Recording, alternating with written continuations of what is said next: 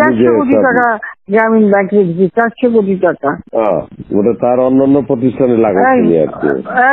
না তখন গ্রামীণ ব্যাংক ফাইলে বক্সে ঢুকাই দিই। গ্রামীণ ব্যাংক তখন ওই শেষ হয়ে চলে যাচ্ছিল, ওর বদলতে গ্রামীণ ব্যাংক মাঠে বসে গেছিল। ও তো সব ব্যাংকের সব টাকা তো লুচি খেয়ে গেছে। তখন আমি প্রথমে 100 কোটি, তারপর 200 কোটি, তারপর আবার 100 কোটি, এটা 98 সালে দিচ্ছি, চালু রাখছি। তখন এই গ্রামীণ ফোনের ব্যবসা ছিল, এই ব্যবসাটার থেকে যে লাভটা হবে সেই টাকাটা চলে যাবে গ্রামীণ ব্যাংকে, রেগুলার গ্রামীণ ব্যাংকে একটা সোশ্যাল ইনকাম থাকবে। আবল তাবল কথাবার্তা বলতে থাকে। আবার আপনার কাছে চিঠিও দিচ্ছে দেখলাম, আর খোলা চিঠি আর কি। এটা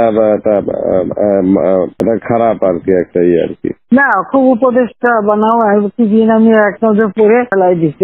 আমার উপদেশটা লাগবে না, এই দেশটা আমার বাপের, আমার বাপ স্বাধীন করে দিয়ে গেছে, আমি জানি এই দেশ আমি চিনি। আমি বাংলাদেশের বসে বসে কথা বলার শুট করে আবার আমার উপদেশটা বানাতে গেছে ওর একটা। ও বলছে গ্রামীণ ফোনের সব ইনকাম গ্রামীণ ব্যাংকে যাবে, যে টাকা গ্রামীণ ব্যাংক গরিব মানুষের সাহায্য করবে। আর এই কথা করে আমার কাছে ওই গ্রামীণ ফোনের ব্যবসা দিয়ে ইউজ একটা টাকা পর্যন্ত গ্রামীণ ব্যাংকে দেয় নাই। গ্রামীণ ফোনটা তো অন্যদের থেকে সে সবচেয়ে বেশি সুবিধা পাইছে। ওর একটা রক্ত চুষে খাইছে সব। আমি বলছি যে রক্ত শোষা, গরিবের রক্ত শোষা।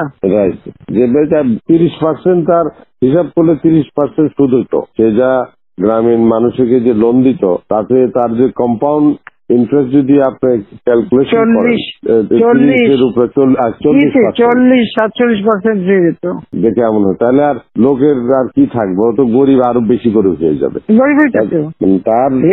হিলারি ক্লিন্টনে তোমরা তো ইতিহাস জানো না, হিলারি ক্লিন্টনে নিয়ে গেছিল যশোরে, তার এই বলে ব্যবসা নিয়ে।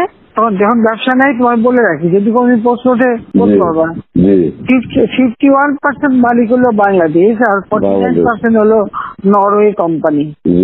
আর এখন যে দেখো সব সে ব্যবসা নরওয়ে কোম্পানির কাছে, তার নিজের কাছে বোধহয় 10 বা 15% মতন হয়তো থাকতে পারে, সমস্ত সে বেঁচে খেয়েছে।